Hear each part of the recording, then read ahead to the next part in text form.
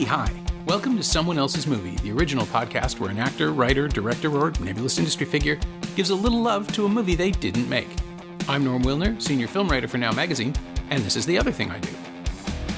My guest this week is Jeremy Workman, a documentary filmmaker whose features include Who is Henry Jaglom and The World Before Your Feet.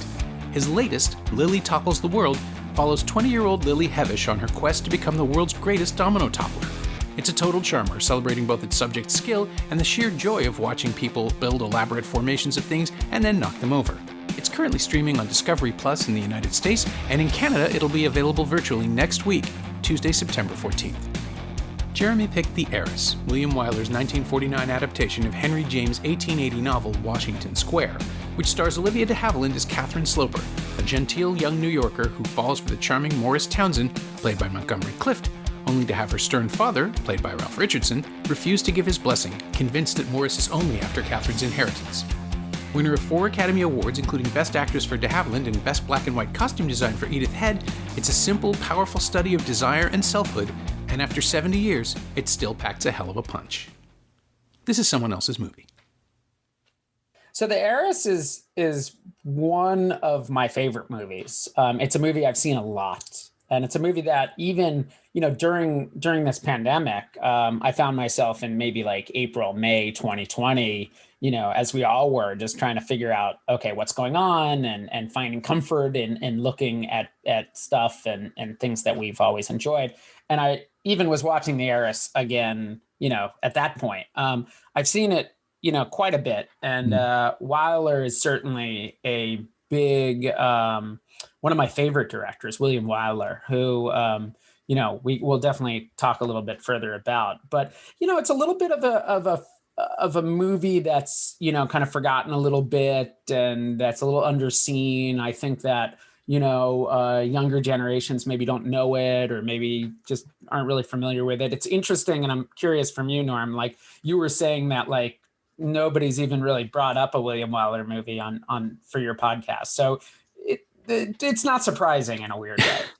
I'm surprised that, stuff like Ben-Hur, The Best Years of Our Lives, things that have been around forever in that cultural consciousness way, or even Roman Holiday when it came out, sure, finally made it to Blu-ray for the first time. And I thought, okay, this will get somebody, this will tweak someone's attention. And it just never happened.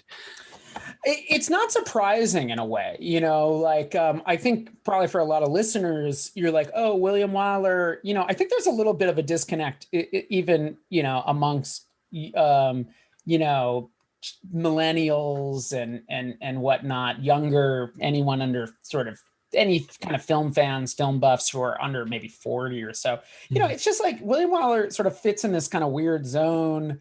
He's kind of fallen through the cracks a little bit. I think some people are like, they know the name, but even his name is kind of, it's like, it's not Billy Wilder. Right, yeah. They get confused by, William Wellman? Is that who we're talking about? No, right. It's William Wyler, who has, had this incredible Hollywood studio career. Yeah. Almost unrivaled. And made, just was a colossus in that world, a giant, who was making one big movie after another. And, you mentioned Ben-Hur and Roman Holiday. These are movies that a lot of people know, but there's another, half dozen, 8, 10 that are all really great. I think a lot of people know him from Best Years of Our Lives, which still gets a lot of attention, as this kind of very important kind of post-war movie in America. It's up every Memorial Day, yeah. Yeah, and they're kind of familiar with that one too. It's one of the first, actually, Best Years of Our Lives is one of the first disability movies, which is actually featured an actor who was disabled playing that role. And of course, as you mentioned, Ben-Hur, and then he even went as late as, into the 60s and 70s, 60s, with Funny Girl. And The Heiress is one of his films that are part of his, women's pictures. He was certainly a great studio hand, and a lot of there was a number of movies that he made that were considered great women's movies, you know, as they would do back in the day, in those studio eras, you know, women's pictures. Yeah, the melodramas as we would recognize them now, but the ones that were marketed specifically, they generally had a literary bent. They were generally costume dramas. It was a ghetto of sorts, right? But there was some great work being done in it. Oh, great work. And, you know, we all sort of know Bette Davis. And again, you know, I don't know, like, I don't have a lot of conversations with cinephiles today about Bette Davis, but she was in a number of really incredible movies, and several of them were directed by William Wyler. My favorite of the bunch is probably The Letter, which is this sort of great kind of exotic noir where she is, you know, maybe she murdered somebody, maybe she didn't, and is really good and has all that kind of awesome noir moral ambiguity. But, you know, he did Jezebel with Bette Davis, and a few others, Little Foxes, which is a great Lillian Hellman script. And then there's some other awesome ones that Wyler did, you know, that one of my favorite William Wyler movies is Dodsworth. Do you know that one? I do. Yeah. I think there's a Criterion edition of that. I'm pretty sure that's how I saw it. So that's a little early. Like, you're talking about a director that really was working for probably 50 years in Hollywood. Dodsworth is a movie from the 30s. I think it's like 38 or so, where it's about this marriage that's breaking apart, and this couple, one played by Walter Houston. Dodsworth is the movie, and I know I'm kind of going off on a tangent here, but Dodsworth was the movie where I realized, like, oh my God, Walter Houston is as important as John Huston. Just an incredible actor. And it really, you know, listeners should find that one too, Dodsworth. It's just great. It's this very subtle movie about this marriage that's kind of coming apart at the seams, and takes place mostly on a cruise. So the guy was just, you know, Wyler was just putting together this incredible body of work, you know, where these movies were having huge stars in them, you know, from Bette Davis to, you know, Audrey Hepburn, of course, and you know, all these other ones where you know big movies with a lot of major studio actresses who maybe are kind of forgotten a little bit today. You know, Greer Garson, you know, Mrs. Miniver. Yeah. You know, I don't know how many people are talking or thinking about Mrs. Miniver.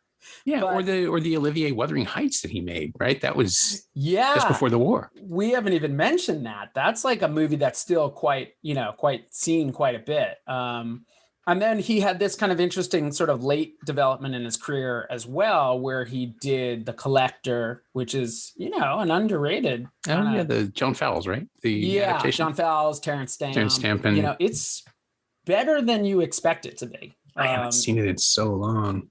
I remember just thinking how dated it felt just in terms of the costumes, but of course, if you make a movie in 1965, it's going to look like that.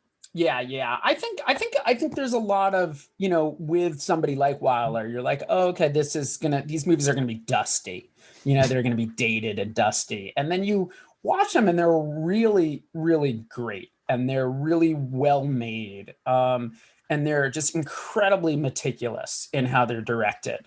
To the point where he really has this just meticulous precision in how he's able to sort of work with actors and where he places the camera.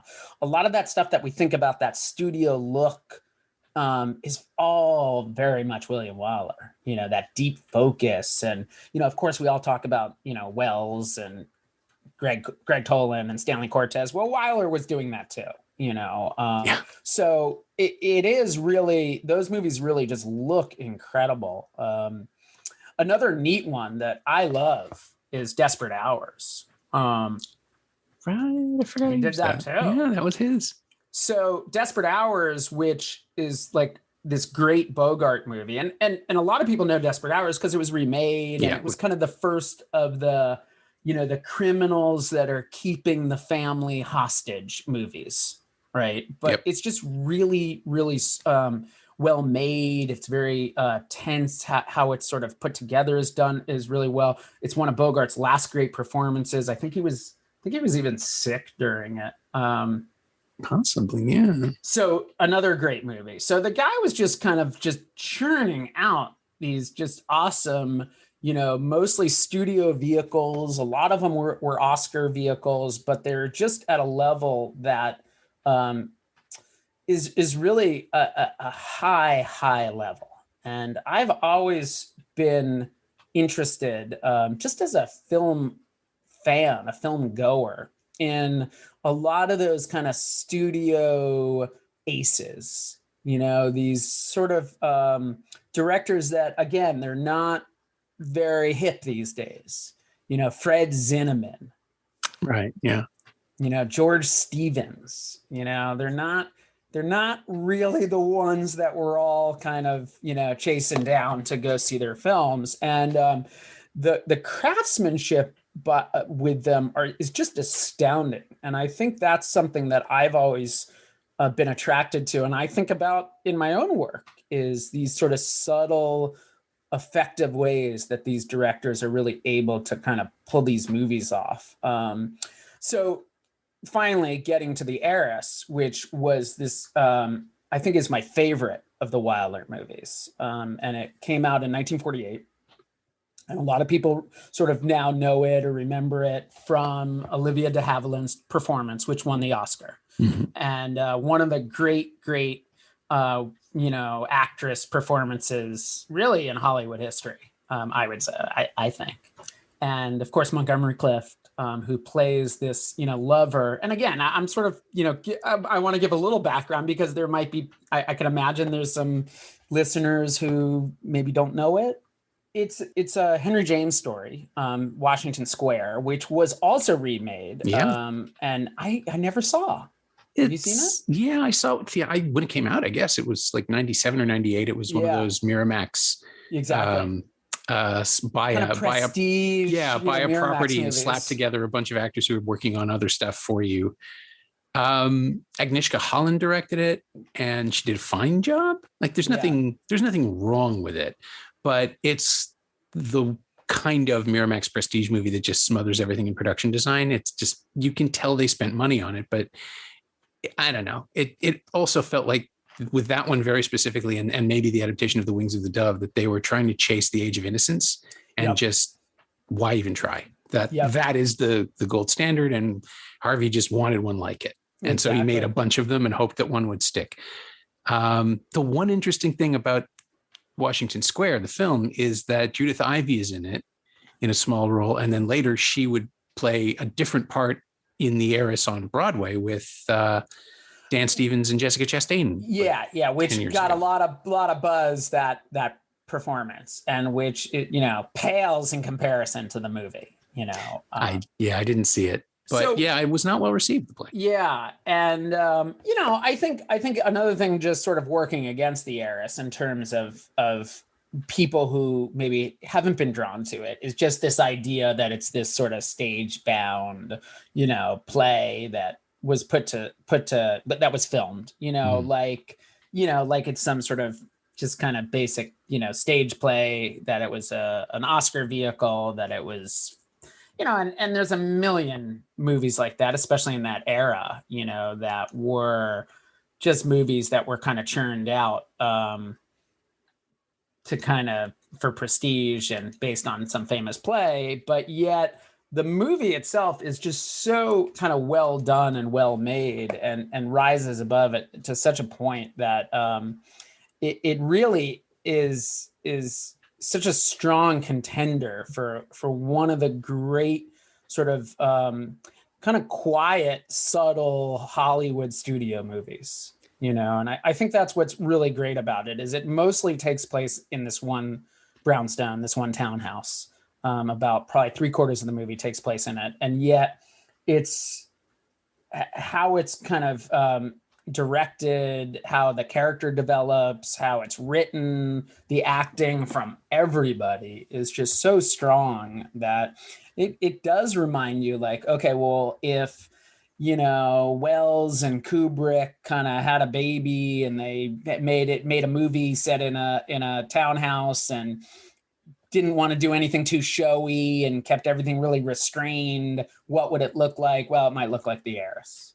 Yeah, it struck me this time that it doesn't, I mean, it feels very much like it was adapted from a play. It's not stage bound, but it's claustrophobic in the way that a stage performance would be. And you're always sort of aware when the dialogue is performing the function of, oh, this happened, but we don't show it because we wouldn't have had the place to put it in the first place in the original conception. But there are moments where it becomes so clear that Wyler is using the space as a trap.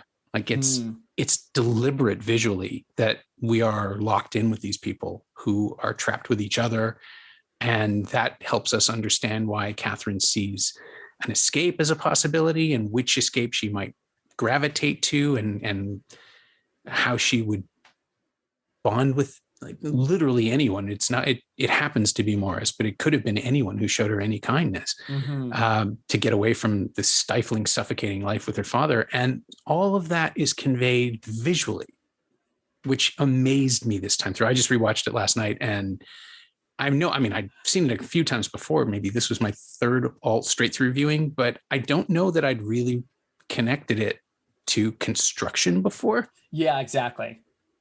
I think that's a great point, that you go into this movie thinking that this is like a women's picture that is basically a filmed play. And you come out realizing like, oh man, this guy, the arsenal that was at this guy's fingertips as a director is really stunning. And it involves, just to kind of give a little inventory of what he's doing, the compositions are incredible.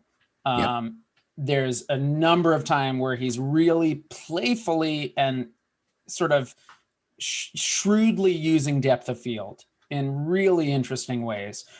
He's using foreground and background really interestingly, like really just not showy, not where it's like a Coen Brothers movie, but where it's all very subtle. I think that's what really, what I like most about Wyler is he has so much at his fingertips, has such sort of weaponry as a director, but he's very subtle with it. The blocking is great. There's a number of like great motifs that he's using. I think we mentioned the stairs, the staircase, that becomes this kind of really key part of the physical space that, a lot of people remember the end shot of the Heiress, and it's not a spoiler, but it involves this staircase, and the way that like Hitchcock was able to sort of use the physical space and to kind of use rooms and interiors and door frames and windows. Wyler's doing that here and using this staircase, this kind of ornate staircase, as a real kind of key motif and theme in a way, and what it represented in the movie. And then I think there's also, like classic stuff like mirrors going on, just really incredible. Like you watch it, you're just like, how did he even get that shot? Where the camera is sort of slowly, quietly drifting off people's faces into a mirror and revealing some deeper aspects. So yeah, I mean, I guess I mentioned Hitchcock a second ago. I guess there is, you think of like a movie like Dial M and how well that's conceived in a physical space. Right. And I guess that is something also going on, that's a comparison in a way.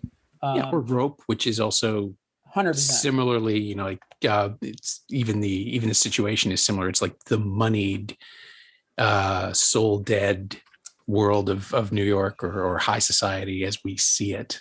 Yeah. But setting this in the past also creates a different disconnection, right? Because the most powerful thing the Heiress has going for it is the emotions that are flying around, right? Because it's about repression and the explosion of personalities that finally happens once Catherine stops pretending she's awkward. I mean, she's not pretending, she is, and it's initially a marvelous, like, it's a comic performance from de Havilland in the first reel. Yeah, these little shrugs and winks, and the way she kind of flinches, or smiles to herself at one point when she's being clever, and was then suddenly worried she's going to get caught. It's just these great little flashes, and we see who she could be. But the era tricks us into thinking the whole thing will be that mannered. And, the finery, and the fact that I did notice that someone complained on the IMDb that they're not wearing cravats, which is what would have been the style at the time. And instead they're wearing bow ties, which came 10 years later. And it's like, it doesn't, no one ever specifies the year. It's fine. Yeah. People are so cranky. But the sense too that we're watching a better world where people are supposed to be noble to one another. And then you just realize just how utterly manipulative every single character, including Catherine by the end, is being, and how brutal it is. That's, it wasn't until maybe The Age of Innocence that Scorsese was doing stuff like that. It took that long, but Wyler was 40 years ahead of him. I think Age of Innocence probably is the best kind of comp for this movie in a way. I think so, yeah. Yeah. And, I've been babbling on and on about, Wyler as a director and what he's doing with, doors and staircases. But really what this movie's so amazing and what makes the movie this classic is this Olivia de Havilland performance, which, a lot of, is considered one of the greatest kind of turns in the history of character in the history of movies. She starts, to put it really simply for anyone who hasn't seen it, she starts as this kind of meek, quiet young woman who's under the thumb of her father. And over the course of the movie, in both ways,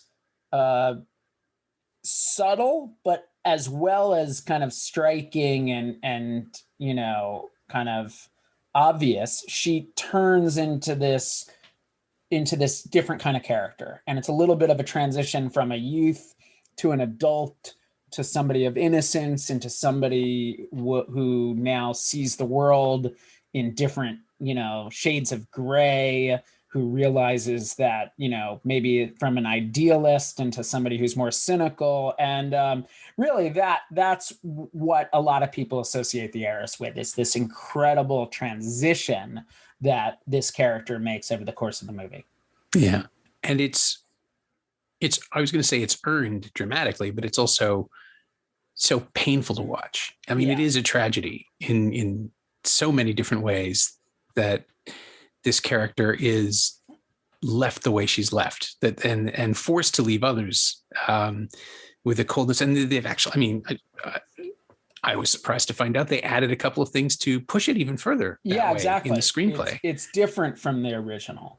And it sort of works better in that way. She goes from this sort of naive, shy girl into somebody who is now sort of, really has her own kind of agency in terms of how she is as a person. And that's actually something that that's what really resonated with me when in my own work, as well as watching that and how that worked. So yeah, what happens, just to catch anyone up who doesn't know it, is that she is the heiress, right? And her father, played by Ralph Richardson, who's incredible. Yeah. Also kind of, underrated in that whole great British actor of all time conversation. Yeah. I think it's because he slowed down towards the end, and just people know, like, a whole generation only knows him from Dragon Slayer. Right. Which is right. And Time Bandits. Oh, that's true. He's in Time Bandits. So those two fantasies. He was a real kind of funny eccentric. Oh. I've always heard stories like he'd walk around with like a parrot on his shoulder, or, a lizard on a leash, and that kind of stuff. Good for him. Keep people guessing. Definitely. So he is this wealthy father. He's a doctor. His daughter is essentially a spinster. She's unlucky at love. Nobody's interested in her. She's supposed to be sort of an ugly duckling. Of course, it's Olivia de Havilland, so that doesn't quite gel, but who's this incredible beauty, of course. But she, Montgomery Clift shows up, and is very interested in becoming her husband. And the father, Ralph Richardson, sort of, blocks it because he believes he's only in it for her money. And then over the course of the movie, she sort of comes around to realizing, what exactly is going on and how everybody is looking at her, both her father and Montgomery Clift's character. So just a lot going on. It's definitely one of these kind of three people, at play. I love the character that Miriam Hopkins plays. She's kind of, I think she's her aunt. Yes. If she's pushing this to be this great, love story, this great, romantic story. And yet we all sort of know that that's not what this is. But I love how that character is kind of like almost like begging the movie just to be this like happy, lovely, happy ending movie.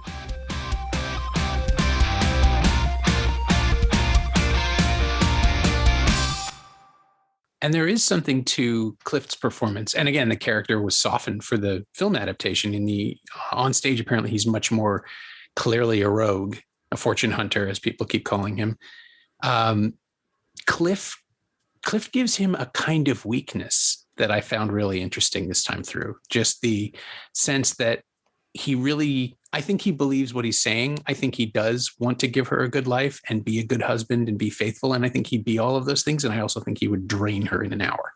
Yeah. He would just not be a responsible person. He thinks he is. And in that way, now there's an amazing commentary on not white privilege, but just the whole white man upper class thing, where he's a pretender, he's poor, but he's aping the mannerisms and the clothes and the poise of someone. He's educated and he's been cared for, and he's sold his property. He says he's living off the remnants of his property at one point, which is a great throwaway line for now. It would be a guy who's trying to launch an artisanal pickle stand or something. Some trust fund kid. Yeah, exactly. Yeah. And it's running out and he's cracking. And there's something that Clift brings to the role too, because he feels so contemporary compared to everyone else. And maybe it's the method or just his actor studio thing, or whatever it was he was doing. But it instantly makes him feel different from everyone else. Even at the very first scene in that party where he just sort of pops up and they lock eyes, there's an energy to him that, and maybe it's just that his hair is too big. Like his head looks weird with the hat off. Yeah. And it's just the style that they went with. But he looks different. He looks like he doesn't fit in. And it's a really subtle thing that I don't even know that. I mean, of course it was conscious. It must've been conscious. It was Edith Head who was doing the costumes, and Wyler was, famous for his precision. And he was another one of these directors that was doing take after take, 50 takes, and going back and adjusting the wardrobe and adjusting the hair and makeup over and over again. So, with his films, I sort of always assume it's by design, anything with that. And I don't know if it's my favorite Clift performance, but it kind of, I love it. And it is really interesting because I think it is what you've sort of mentioned, where he believes his lies in a way. Like he thinks, he doesn't think he's doing predatory, anything at all. And I think that's what really gives it, this kind of nuance and this texture that apparently, is not always there in the play, and that it is just these sort of shades of gray, and like I mentioned, this Miriam Hopkins character, like she's sort of seeing the world very black and white, like, oh, he's sweeping you off your feet, and this is the dream, the Cinderella dream, and yet the movie is constantly pushing you in directions where it's like, no, there's a way more depth here on every level. And I think that's what's so interesting about it. Yeah, Lavinia is an interesting character too, because it's very clear. I mean, she married a parson who has died, and it's very clear that was a quiet relationship, even though there's that early joke that Catherine has about how, you've lied to me. You told me you used to only live on love. And it feels like a dig almost. And I can understand why she would be so, on board with a relationship with this marriage. But yeah, there's that same I guess she's what Catherine could grow up into if she's not careful. And maybe that's the warning. Yeah, An exactly. unfulfilled future or something. Yeah, exactly. That she's sort of seeing a different life. I don't know. It's very, it's playing off this idea of, the happy ending quite a bit, like what the dream of the man coming in and sweeping you off your feet. And it's kind of constantly subverting that as it goes. So I think that's what, you think it's going to be this romance, this movie, and it's sort of anything but. It's kind of cruel and difficult and, very, very ambiguous. Yeah, I'm trying to think of other films that use the revelation of a parent's coldness as the dramatic climax, really, because it's not even about Morris. It's about Catherine realizing her father has no time for her and no space for her in his heart. And I can't think of another one. I mean, there are films where parents are disappointed by their children or children are disillusioned by their parents, but this is just so, it plays that moment so specifically and draws it out so excruciatingly over the last, 20 minutes of Richardson's screen time, where he's just, even the trip to Europe, where it's supposed to be his gift to her to distract her, and he just instantly loses all interest in maintaining the charade as soon as she acknowledges that she's been writing to Morris. Yeah. It's just so, he's great at being cold. And so that his I don't even know if it's comeuppance. It's that perfectly Henry James Victorian thing where, well, if you're cold inside, you're going to be cold outside, and that will give you a chill and you will die. The morality of the movie only comes out there. It's just like, well, here you go. This is your punishment, that you don't get to live to see your daughter be the person you want her to be. Yeah. And I like that touch, that he's a widower, and that he thinks about his wife, and she was this sort of perfect beauty, and he's kind of held on to that, and she'll, his daughter will never sort of fulfill, reach those heights for him. And she could sing and the piano and all of that. Yeah, piano is another thing that's really sort of done well in the movie, just in terms of how it sort of is in this space, and you see a lot in the shots in the background, and where Montgomery Clift and Olivia de Havilland first kind of connect as potential lovers. It's over the piano, and so there's a number of other little themes and motifs that are sort of playing along with it. The music's by Aaron Copland, which is also really interesting. I know he did a few scores for Hollywood movies, but it's also this really rich score that plays into this whole stuff where she's kind of playing piano, and that's how they kind of interact without words sometimes.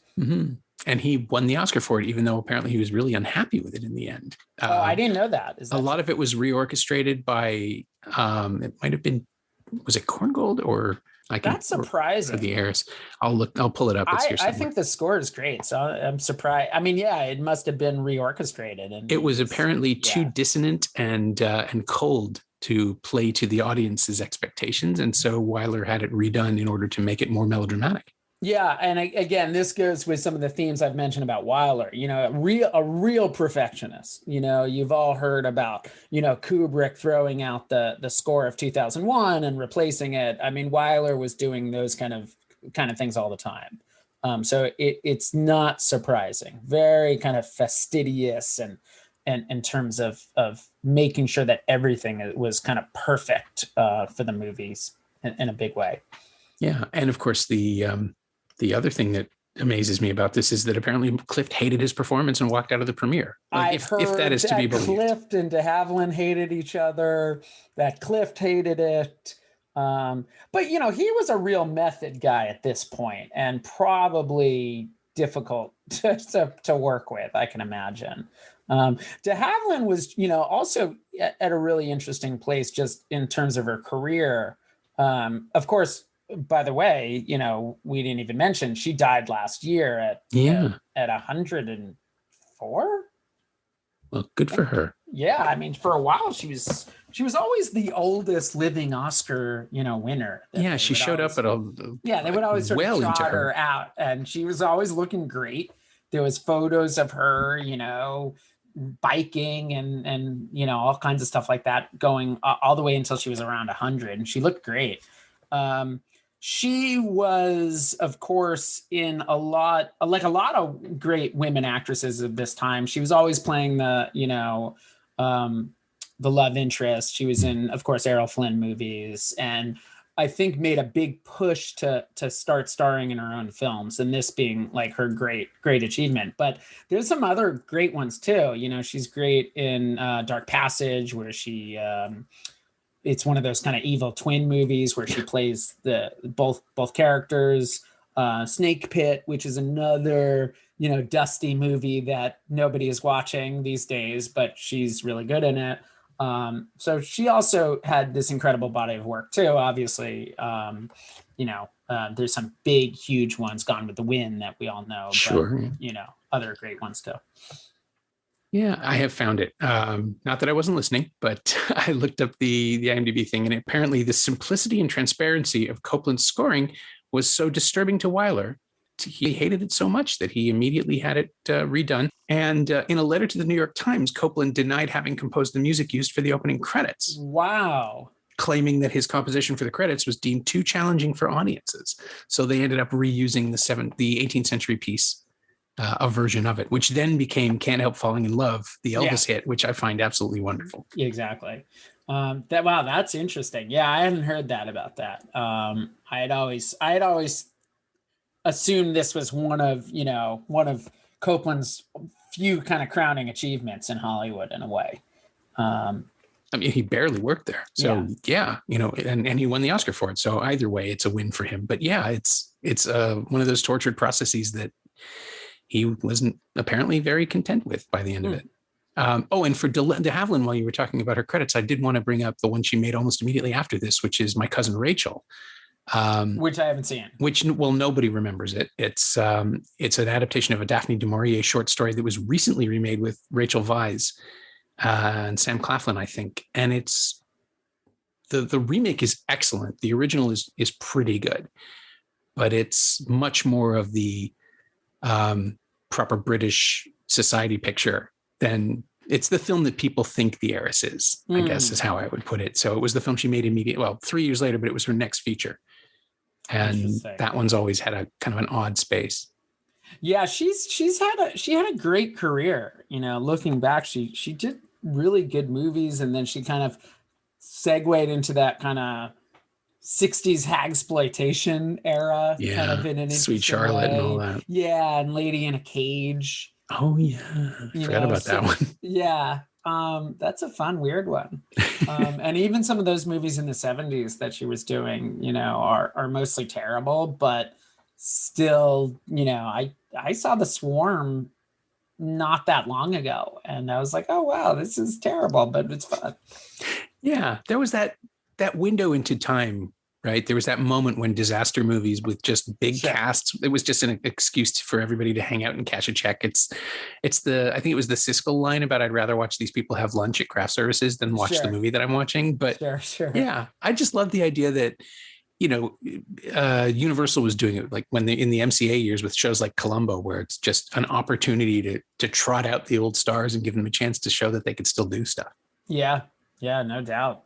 We don't really do that anymore in movies today. There's not really venues for the older aging actors and actresses to kind of come back and show up and stuff as much. No. I mean, of course they do here and there, but where are those opportunities these days? Yeah, well, the only place you can find it now is something like the Branagh Poirot films, but even those people are A-listers, right? Yeah. Like it's Michelle Pfeiffer and Judi Dench. It's not people who worked with them at the time that they were hot and now have disappeared. Yeah, totally. And by hot, I do mean marketable, not hot in the other way, because that sounds weird. I keep trying to figure out if there's a frame for a remake of The Heiress, but I don't know that it's even doable. Like, who would you even cast now? Who has that sort of energy? Chastain and Dan Stevens played it on stage. And that feels just like really just kind of central casting in a way. It feels uninspired, those two. Not that they're not good, but just that I think if you were gonna do it today, you'd have to tweak it a little bit, and not just have, generic kind of choices. Yeah. Well, it's Chastain and Stevens are kind of who you would expect to see, right? Exactly. That's it. It's not, doesn't, and also their body of work kind of, brings you to them. Points towards it. Yeah. So I feel like that is a little bit lazy casting. But yeah, I get it. Sure. Weirdly Not that enough, Dan Stevens is at that level, but certainly Chastain. Yeah, and I was thinking, of all people, I wish someone had cast Ethan Hawke in this at the right time. Oh, he'd have been great. Because you can believe him with like the poor guy with integrity thing. He could sell that. Yeah, he could really convince himself that he's not a rogue and that he's really not just trying to get her money. Yeah, but who has Ethan Hawke energy now? Everything's so different. The landscape of cinema has changed. My dream version of this would have been Ethan Hawke and Parker Posey. Oh, wow. But then that's set in the 90s, and Parker Posey is a little too self-confident, She's one of the things that de Havilland does so well is that she feels like she finds that self-confidence, but it's not built into her. Yeah. I could see Posey playing it as someone who talks too much instead of not enough. Like just a nervous talker who self-sabotages. Sure. That's where I was going with that. I don't know. But of course, they're also now 25 years too old for the roles. Sure. So my dream is over. Yeah, I think this, I could imagine maybe this might pop up as a remake out there, but it can't, only if there's some actress who has a lot of kind of, has a lot of power to be able to greenlight projects. That's really the only way I could see this being remade. And Chastain, it was on stage, but I could imagine that she probably tried to make a run at having this done as a film. I would hope so. I mean, she did Miss Julie around the same time, right? There would have been. But there is something to it where, okay, well, it is this kind of, it feels very much of an older era, and I don't know if it would so well translate into today's world. Yeah, that was the other thing I was trying to think. Not if the audience would be interested, but if it could be updated in terms of chronology, if you could set it in the present day. And you probably could, but you'd have to break it to do it. It just, they'd go outside. It wouldn't be the same. I think that's probably, Henry, there's probably a lot of cases for Henry James of that, that especially the traditional kind of Henry James. I mean, Turn on the Screw has like a whole thing going on. Yeah. Keeps it always, evergreen and fresh and, workable and reworkable. But a lot of his other stuff is a little bit grounded in very kind of traditional classic approach to this kind of look at the world, Yeah. Well, they're interiorized. They're frozen. And again, that is sort of part of the whole point of the Heiress, is that the world of Washington Square is locked in wherever it would have been 23, 24 years ago when Catherine's mother died. And it's about Catherine herself breaking free. But the movie traps her differently, right? Like she becomes, I already said this, she becomes the person her father wants her to be, and it costs her everything. Yeah. But she gets the inheritance. So I guess, I don't know, maybe she'll form a charity or something. Her life is, it's such a weird triumph that the film ends the way it does. Oh, ultimately. Yeah. It's not a positive ending, but not at all. I mean, I don't even know if it is a triumph. I mean, it's a triumph of her taking ownership in her life, but I wouldn't, it doesn't feel like it's this great sort of triumph of character. I guess it is. It's a triumph of character development, but it's very slow burn, and it feels like it's not this, I don't know. Is it something that audiences, I find it incredibly, incredibly powerful and emotional, the ending. Oh yeah. So I think that's where it feels like you're, as an audience member, you're really kind of invested in her, and you're watching it for that character development. That arc, that sort of narrative arc, is her character development.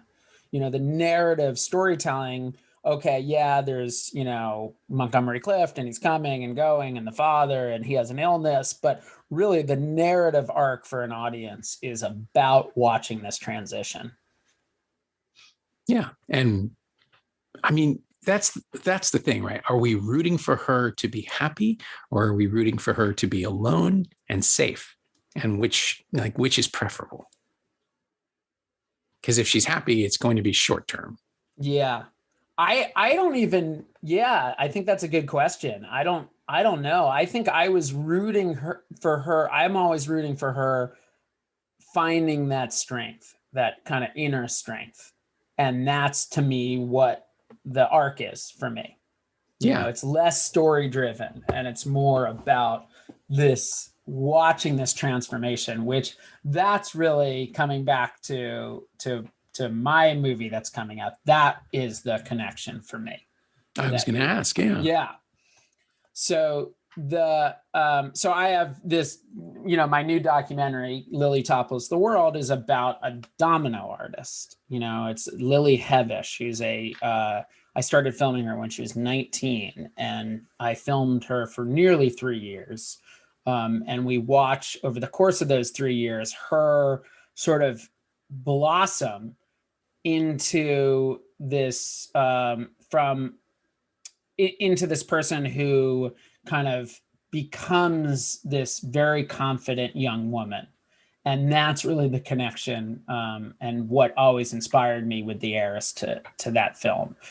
So with Lily Topples the World, it's a portrait of an artist. It's this artist who's a domino toppler, who's really, really popular on YouTube. But what I was most interested in was how it was also a coming of age story. And it is a story where you're watching a character, much like the Heiress, you're watching a character subtly develop an inner strength, and watching this evolution where they're becoming sort of more and more confident, more and more purposeful, more and more determined. It's almost like you're watching determination as a character arc. And that's really what I see with the Heiress. And that's what I took from that in terms of saying, like, okay, can we do that in a documentary form? So really, for me, it was like a straight up 1-to-1 comparison.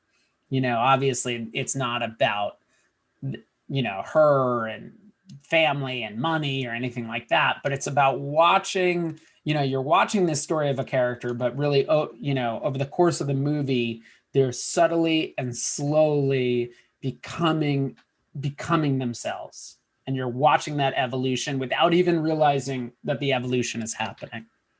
Yeah. So, and your film is, unquestionably triumphant.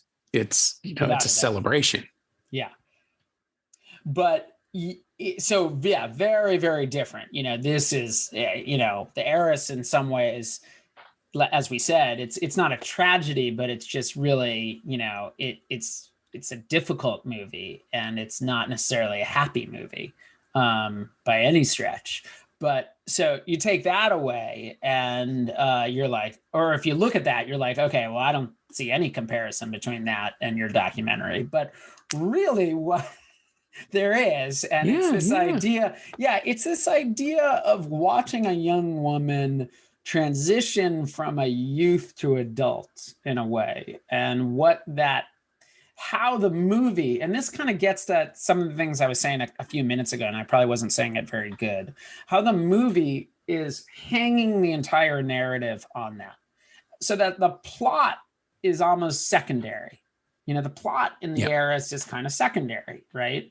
And the plot in some ways of my documentary is in some ways secondary. She does this event, she goes here, she is invited to the Tonight Show, to the Today Show. It's just stuff, right? But really what you're doing is you're watching this kind of transition of a character who is becoming more this character development. And that's really what I thought was so powerful and inspirational, and sort of said like, hey, could that work in a documentary? Without some of those big, without a big roadmap. That's the other thing that I think is so neat about the Heiress, is it doesn't really shriek its moments of change. It's just kind of happening subtly, and you're kind of with it the whole way. And that was something that I was trying to sort of accomplish with the documentary. That you're watching Lily, and she is taking you on this journey without you even really sort of realizing that's what the journey is. You think the journey is going to be about her as a domino artist. She's going to become, whatever, more famous or something. But really what it is this slow evolution of a character who's finding her inner strength. Yeah, which is my favorite kind of movie, fictional or non-fictional, just to watch someone become themselves. Yeah. I think, whatever else is going on, that's always going to be the hook for me, whatever the backdrop is, or even the genre. If you can show someone evolve and change and grow and chart that in a way that makes emotional sense to the viewer, there's nothing better. Yeah. It just to come to documentaries for a second, there's not a lot of documentaries that do coming of age, and that was something that really kind of excited me when I started working on this movie. I approached it when I started, and it was, people were getting on board, and there was, some funding coming in. It was like, oh, okay, this is going to be this really interesting 21st century portrait of an artist. And then what was happening was I started filming Lily in college, and I'm hanging out with her in her dorm room, and I'm meeting all her friends, and I'm getting to know her really as a human being, and what that felt like as a 19-year-old girl, an awkward 19-year-old girl, who was still kind of confused about is she really going to try to do this as a career? How is she going to, and when I say this, meaning she is a professional domino artist, and she decides that she's going to sort of make that leap. And it started to dawn on both of us, me and Lily, that it was very much a coming of age story. And I remember thinking like, okay, well, what does that mean? It's like, what, Lady Bird? What does that mean? And really what I kept on coming back to is like, no, what it's going to be is you're going to watch slowly this 90 minutes of this experience of kind of riding shotgun with this artist. But over the course of it, you're going to watch this journey, this transition of her being, this kind of quiet, shy young woman.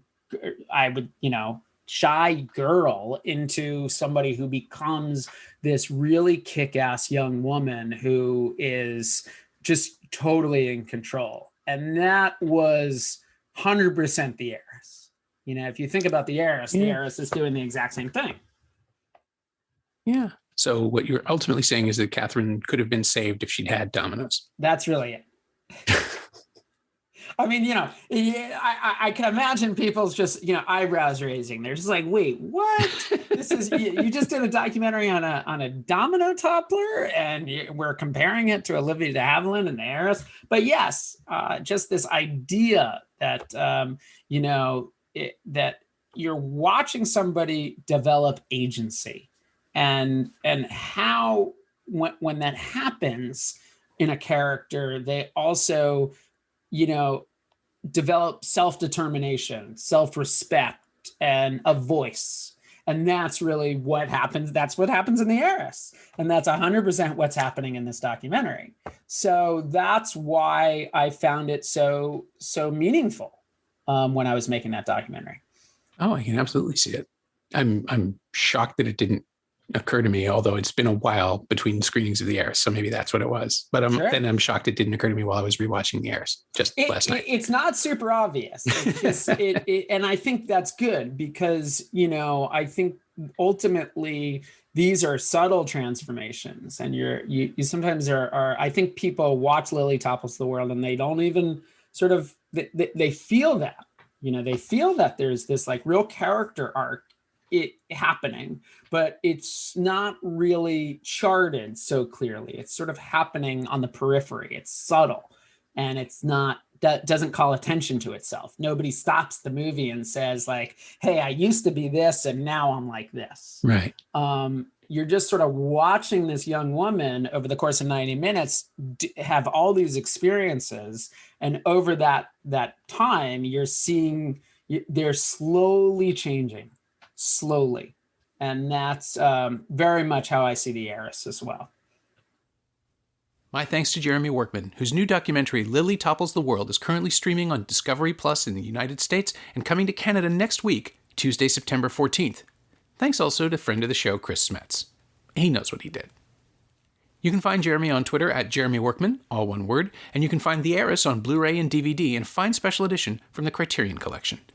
As always, you can find me on Twitter at Norm Wilner and elsewhere on the internet at nowtoronto.com, where I'm hosting a bunch of podcasts these days and figuring out what the new version of that Now streaming newsletter is going to look like. We're working on it, I promise. And you can find this podcast on Twitter at Semcast, SEMcast, and on the web at someoneelsesmovie.com.